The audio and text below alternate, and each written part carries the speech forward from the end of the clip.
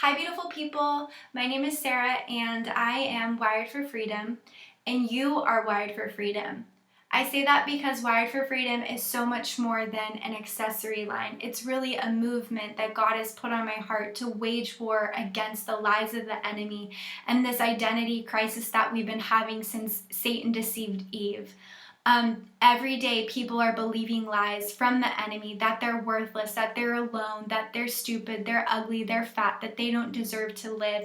People are believing these lies, and these lies take root in their heart, and then they result in behaviors like self-harm, eating disorders, drugs, alcohol, promiscuity, and even suicide. And the root is the lie. And so my personal story is I struggled with self-harm for over 13 years. Even though I grew up in a Christian home, I still didn't really understand who God was and who I was in Him, and my identity in Him.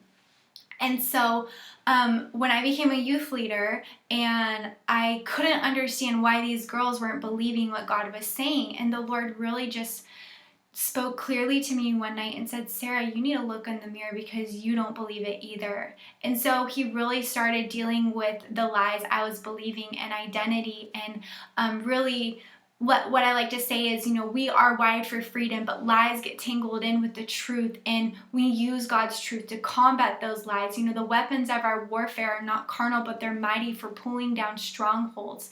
And so that's what Wired for Freedom is about. It's just this ministry that God has given me, where I use wire jewelry to create symbols and words to serve as simple yet powerful reminders that people can wear every day and look at the truth of who God is and who they are. So when those lies start to creep in, or they're going through a difficult time, that they can look down on their finger or on their wrist or at the necklace they're wearing and be reminded of what is the reality of who they are.